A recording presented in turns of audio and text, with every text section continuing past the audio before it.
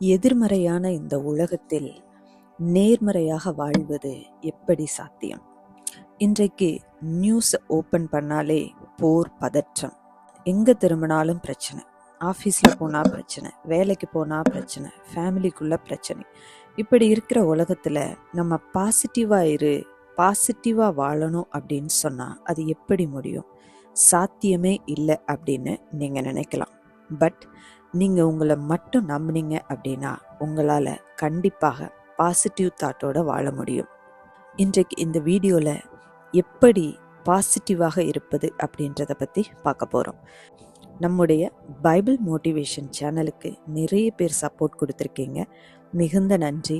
இன்னும் நம்முடைய சேனலை சப்ஸ்கிரைப் பண்ணவில்லை என்றால் மறக்காமல் இப்போவே சப்ஸ்கிரைப் பண்ணிடுங்க.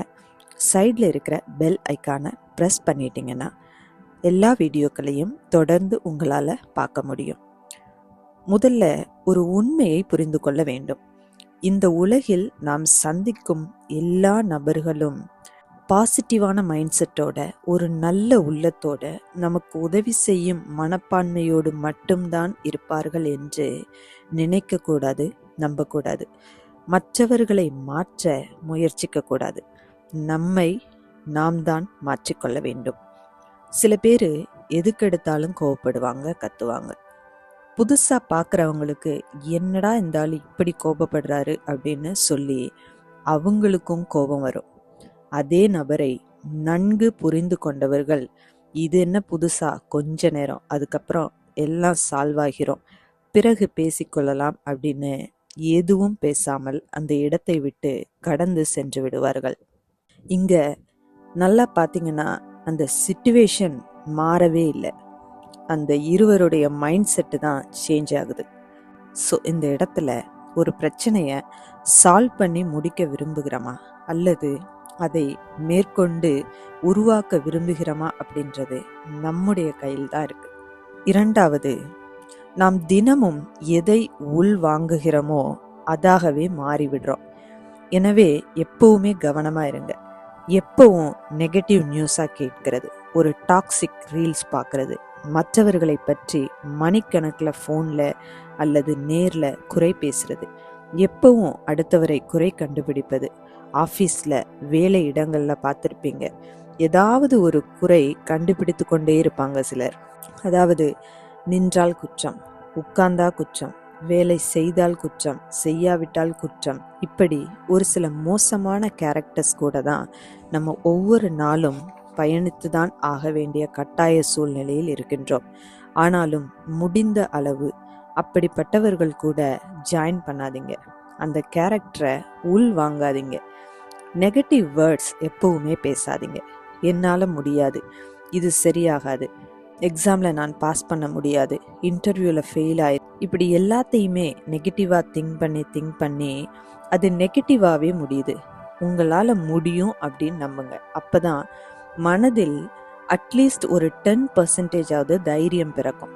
நம்புங்க, எல்லாமே மாறும், எல்லாவற்றையும் அடைவீர்கள். மூன்றாவது, நீங்கள் யார் கூட ட்ராவல் பண்ணுறீங்க அப்படின்றது ரொம்பவே முக்கியம். சங்கீதம் 1ஆம் அதிகாரம் 1ஆம் வசனத்தில் சொல்லப்பட்டிருக்கு, துன்மார்க்கருடைய ஆலோசனையில் நடவாமலும் பாவிகளுடைய வழியில் நில்லாமலும் பரியாசக்காரர் உட்காரும் இடத்தில் உட்காராமலும் அப்படின்னு. ஒரு ஆஃபீஸில் வேலைக்கு போனீங்கன்னா 2 டைப்ஸ் ஆஃப் பீப்புள் இருப்பாங்க.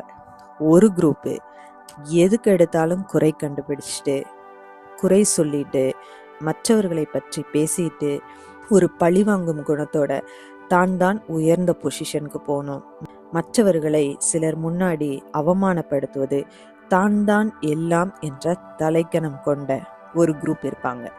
இன்னொரு குரூப் என்ன அப்படின்னு பார்த்தீங்கன்னா, எந்த ஒரு டவுட்டை நீங்கள் கேட்டாலும் உடனே கிளியர் பண்ணுவாங்க, குறை கண்டுபிடிக்க மாட்டாங்க, உன்னால் முடியும் அப்படின்னு மோட்டிவேட் பண்ணுவாங்க, ஹெல்ப் பண்ணுவாங்க, மற்றவரை பற்றி பேசவே மாட்டாங்க.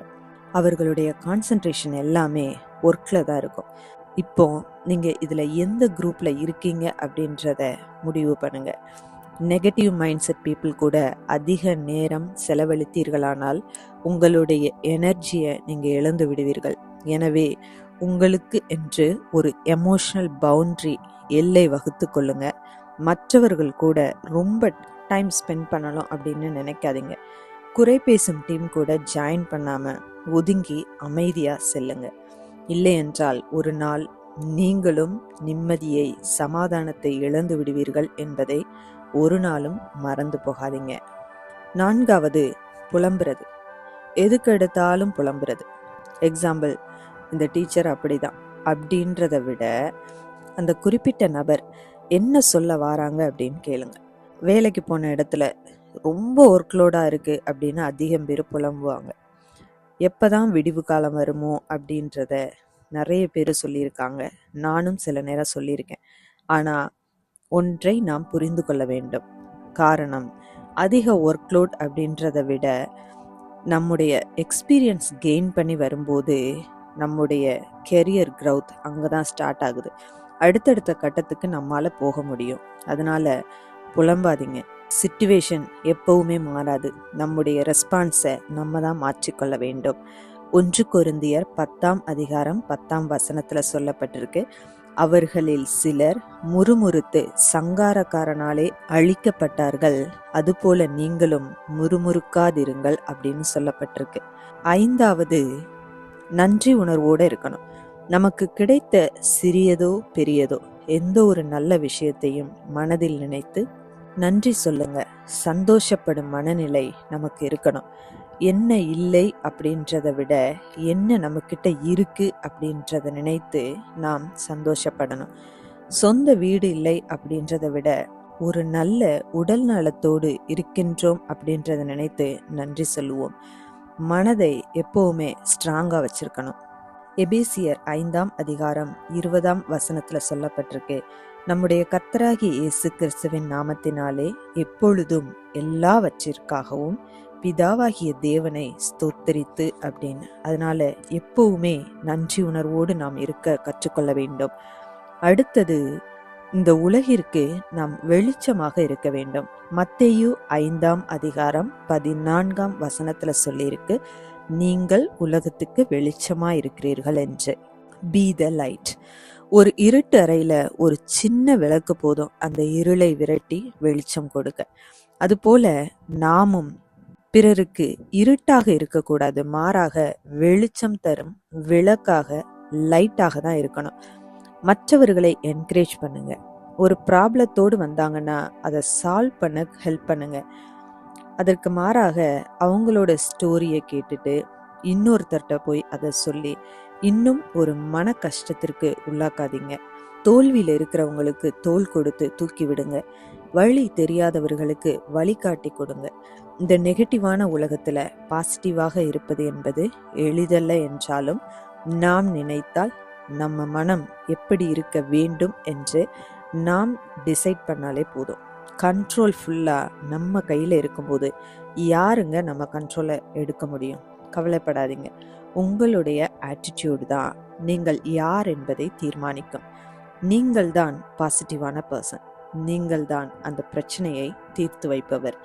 நீங்கள் தான் அந்த மோட்டிவேட்டர். நீங்களும் ஒரு பாசிட்டிவான பர்சனாக மாற இந்த வீடியோ உங்களுக்கு கண்டிப்பாக உதவி செய்யும். நம்முடைய சேனலை இன்னும் நீங்கள் சப்ஸ்கிரைப் பண்ணலைன்னா மறக்காமல் சப்ஸ்கிரைப் பண்ணுங்கள். மீண்டும் சந்திப்போம். நன்றி.